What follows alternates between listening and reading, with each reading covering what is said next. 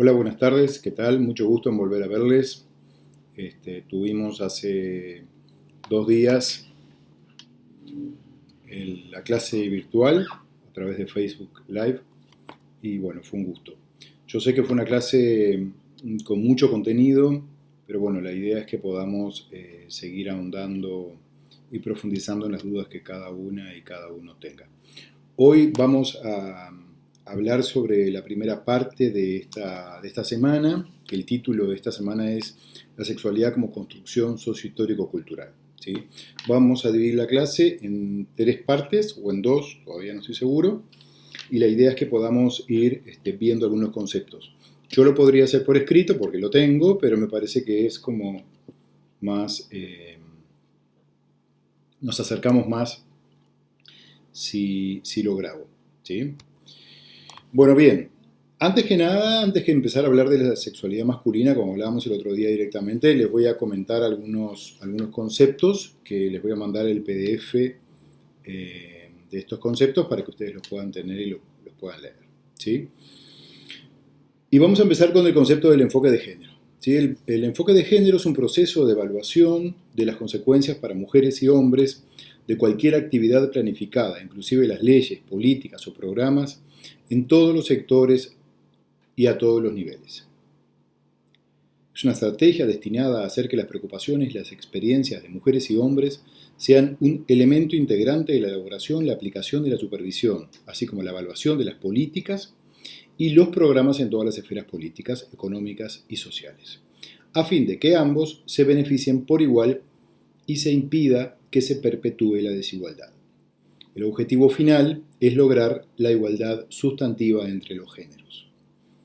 En suma, el enfoque de género, cuando trabajamos masculinidades, por supuesto que las masculinidades están inmersas en los estudios de género y trabajamos con un enfoque de género porque justamente lo que hacemos es deconstruir y eh, analizar las relaciones de poder que existen sobre todo entre varones y mujeres, porque como bien decíamos el otro día en la clase de Facebook, los varones estamos en un lugar social de mayor privilegio respecto a las mujeres. El objetivo final es lograr la igualdad sustantiva entre los géneros. ¿Qué quiere decir igualdad sustantiva? La sustantividad, disculpen, alude al ejercicio pleno de los derechos universales y a la capacidad de hacerlos efectivos en la vida cotidiana. O sea, no se trata únicamente de plantear la igualdad desde el punto de vista teórico o discursivo, sino que también la tenemos que ver en los hechos y en la práctica. ¿Sí? Ese es el enfoque de género. El enfoque de masculinidades se concentra, en este caso, como estamos hablando de la sexualidad masculina, en la salud sexual y la salud reproductiva de los varones, sin desenfocarse en los valores feministas y la perspectiva de género, considerando que, para mejorar el empoderamiento de las mujeres, es fundamental que los varones ejerzan no solo sus derechos, sino también sus obligaciones éticas y legales en tanto ciudadanos. El enfoque de masculinidades también mira y aboga por la salud de los varones para lograr su propia salud y la salud de toda la comunidad. Porque obviamente esto está claro, pero igual es importante clarificarlo y ponerlo sobre la mesa, que cuando trabajamos sobre la salud de los varones, también estamos trabajando sobre la salud de las mujeres, porque los varones nos relacionamos con las mujeres, ¿verdad?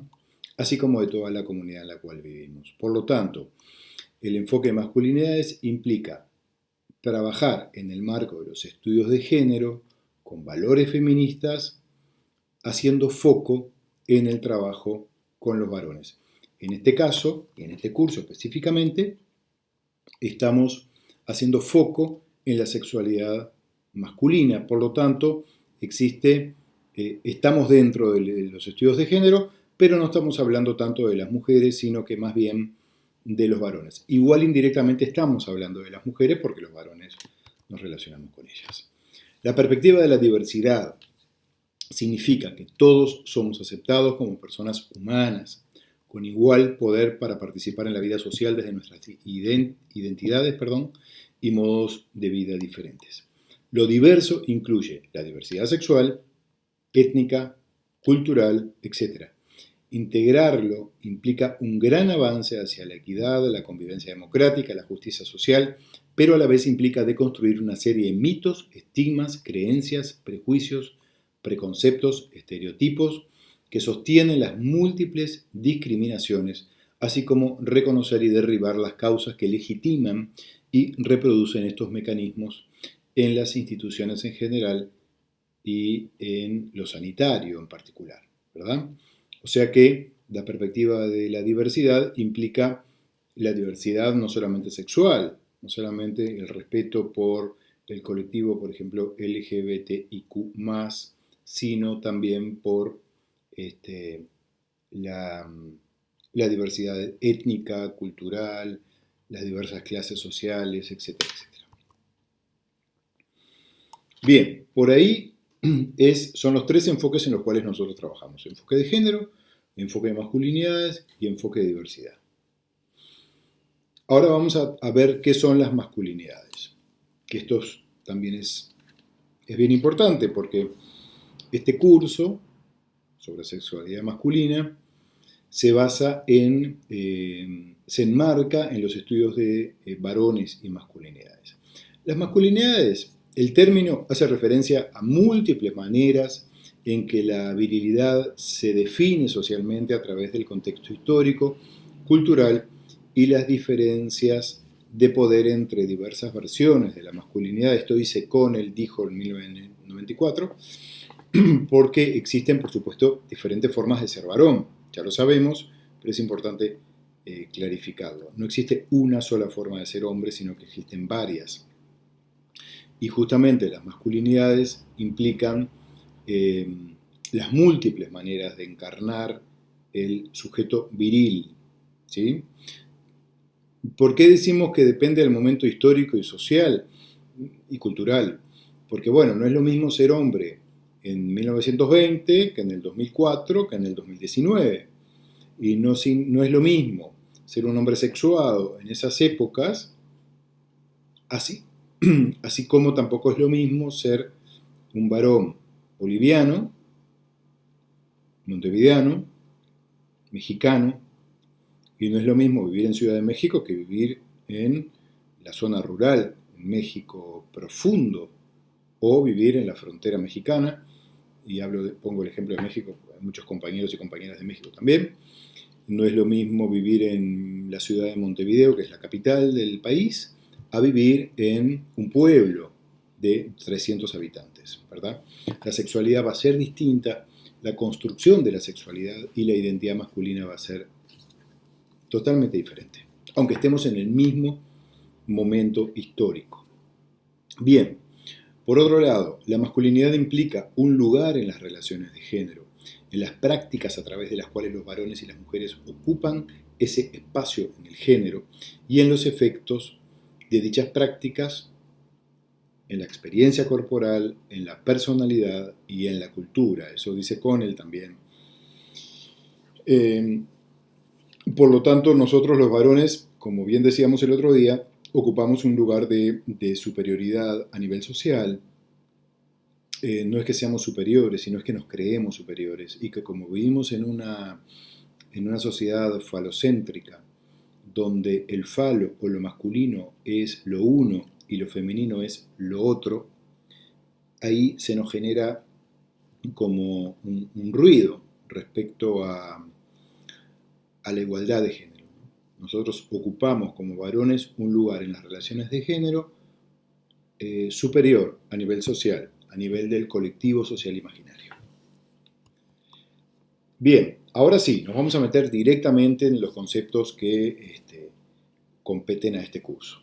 La sexualidad. La sexualidad refiere a una dimensión fundamental del hecho de ser humano, basado en el sexo, o sea, en nuestra genitalidad y nuestro ADN también, en el cual incluye al género, incluye a las identidades de sexo y género, incluye a la orientación sexual, el erotismo, la vinculación afectiva, el amor y la reproducción. ¿Sí? La sexualidad es parte constitutiva de todo ser humano y no solamente va en la línea de una sola cuestión o un solo aspecto, o no va en la línea únicamente de la genitalidad, ¿no? En esta cultura tenemos la tendencia a genitalizar la sexualidad, pero en realidad tiene que ver con todo esto. El erotismo, la orientación sexual, las identidades sexuales, si yo me siento varón, mujer, trans, intersex, queer, lo que me sienta está bien y eso también tiene que ver con la sexualidad. Se experimenta o se expresa en forma de pensamientos la sexualidad. Fantasías, deseos, creencias, actitudes, valores, actividades, prácticas, roles, relaciones, en cómo nos vinculamos, no solamente en la intimidad sexual con otras personas, sino a nivel afectivo, a nivel emocional. Yo me voy a abrir con las personas a nivel emocional o con mi pareja, y voy a amar, voy a ser empático, dependiendo de mi sexo o género, y eso tiene que ver con la sexualidad también directamente. La sexualidad también es el resultado de la interacción de los factores biológicos, psicológicos, socioeconómicos, culturales, éticos, religiosos o espirituales. Y, aunque puede abarcar todos estos aspectos, no es necesario ni que se experimenten ni que se expresen todos. ¿Sí? O sea, claramente esto me parece que está claro, ¿verdad? O sea, la sexualidad está atravesada e interactúa en esta cuestión de la intersectorialidad también, cuestiones culturales, éticas, biológicas, socioeconómicas, religiosas, etc. Esto es bien importante tenerlo en cuenta porque no es lo mismo ser católico que ser judío, que ser protestante o que ser agnóstico. Ni es lo mismo pertenecer a una clase trabajadora intelectual, clase media trabajadora intelectual, que pertenecer a un asentamiento, a una favela o a una villa miseria. Nuestra sexualidad va a ser diferente dependiendo dónde nacimos, qué acceso al trabajo, al estudio, a los bienes y servicios que nos puede otorgar el estado en el cual vivimos, la vamos a construir diferente. Esto es importante que quede claro. La sexualidad es una construcción social e histórica que se inscribe en nuestros cuerpos. Se inscribe en nuestros cuerpos sexuados. Si tenemos pene, si tenemos vulva o si somos intersexuales, en este cuerpo se va a inscribir la sexualidad, dependiendo también en dónde vivamos, en dónde nazcamos y en qué momento histórico. Sin embargo, la sexualidad se experimenta y se expresa en todo lo que somos, sentimos, pensamos y hacemos, ¿no? Eso plantea la OPS. Bien. ¿Cuáles son? A ver, disculpen que acá estoy leyendo un PowerPoint. ¿Cuáles son los pilares que sostienen la masculinidad, la sexualidad masculina? Son 4. Y en este aspecto lo tienen bien desarrollado en un artículo que yo colgué en la plataforma, que ahí está bien descrito cada uno de ellos. La heteronormatividad, el coitocentrismo, el falocentrismo y la doble moral. ¿Sí? Entonces, vamos a empezar por la heteronormatividad.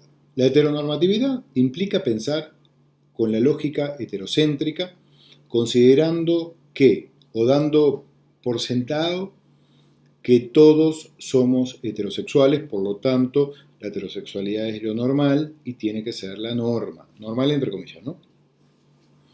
Eso es la heteronormatividad. Vivimos en una sociedad heteronormada donde todo el mundo cree que la heterosexualidad es la regla, es la norma y es lo saludable. Cosa que no es tan así, de hecho no es así. Sí hay más gente heterosexual en el mundo, obviamente por una cuestión de lo que se valoriza en cuanto a la orientación sexual. El otro día hablábamos en la clase de Facebook que si hubiese, si la homosexualidad fuese valorada o más valorada sexualmente que la heterosexualidad, el 90% de la población sería homosexual. Por lo tanto, la heterosexualidad es una construcción y está guiada y orientada por, por lo que se valora a nivel social. ¿Sí? Entonces, ustedes han visto que todo gira, la publicidad, la gastronomía, cómo se distribuye hasta la ciudad, las zonas en la urbanización de todas las ciudades, sobre todo las grandes ciudades, están heteronormadas, ¿sí? O sea, todo gira en torno a la heterosexualidad. Bien, por otro lado tenemos el falocentrismo, que el falocentrismo es la forma machista de percibir la realidad por parte de los varones y mujeres. Muchas veces provoca dificultades, conflictos o malestares en la vivencia de la sexualidad y la interrelación con otros. ¿Qué quiere decir falocentrismo? Quiere decir que el falo es lo que está en el centro de la vida de todas las personas. E inclusive dentro de los hogares también, ¿verdad? O sea, nosotros parece que nosotros los varones parece que tuviéramos que ser lo central en la vida nuestra, tanto doméstica como laboral, como inclusive la sociedad es falocéntrica en el sentido de que el falo, no falo pene, sino falo como símbolo de lo masculino, es el centro, ¿verdad? Es el centro de la vida de todo el mundo y esto genera dificultades también porque si lo pensamos en términos de la sexualidad, cuando un hombre que supuestamente es el centro de una relación sexual, en este caso heterosexual, entre un hombre y una mujer, cuando el hombre falla, la relación fracasa. O ambos terminan sintiendo, sobre todo el hombre, que fracasó la relación sexual. ¿Qué se entiende por falla? Obviamente, como hablábamos el otro día, que no tenga una erección o que tenga una erección no lo suficientemente buena como para penetrar o que directamente no tenga erección. Entonces, cuando falla, entre comillas, el hombre portador el que tiene que llevar la relación sexual, se genera como una sensación de que todo fracasó. Y eso es un efecto del falocentrismo. Tercero, el coitocentrismo. Es la necesidad de practicar el coito en todas las relaciones sexuales como única manera de sentir y experimentar un encuentro sexual placentero, satisfactorio y completo. Esto, el otro día hablábamos que no tendría que ser así, pero lo es. Parece que si no hubiese algo, en este caso el pene masculino, bueno, obvio, sí es masculino, el pene que se introduce en un orificio, sea una vagina, un ano, la boca, lo que sea, parece que no hubiera una relación sexual. Y fíjense que el coitocentrismo también se traslada en muchas oportunidades, no siempre, a las relaciones entre mujeres, ¿no? Entre lesbianas. Porque a veces también esto se traslada al punto que parece que también hubiese que introducirse algo, ¿no? Que obviamente no es un pene, sino que puede ser, bueno, un dildo o lo que sea, un dedo, lo que sea. No quiere decir que esté mal eso, simplemente estamos como deconstruyendo que el coitocentrismo se traslada a todos los actos sexuales entre varones, entre mujeres y en las relaciones heterosexuales. También lo vemos claramente en las relaciones gays, cuando los varones se conocen y se preguntan si sos activo o sos pasivo, ¿verdad? O sea, lo hablábamos el otro día también. O sea, quién es que penetra y quién es que es penetrado. Esto tiene que ver con el coitocentrismo. Y por último, la doble moral. La doble moral implica que los varones tengamos mayor libertad sexual y actividades sexuales fuera de la relación de pareja monógama, acordada previamente, obviamente, ¿no? Los varones todavía tenemos, cada vez es menos lícito, pero seguimos teniendo la doble moral eh, como lo permitido, o sea, todavía estamos habilitados socialmente, cada vez menos, por suerte, a tener una doble vida, o sea, tener nuestra pareja, sobre todo si es heterosexual, y tener otras parejas u otros encuentros sexuales con otras personas ocasionales, aunque tengamos una relación monógama. Cuando hay una relación abierta, ahí pasa otra cosa, ¿no? Estamos hablando de las relaciones monógamas y cerradas. Bueno, bien, dejo por ahí, porque esta es la primera parte de la clase de la semana. Muchas gracias.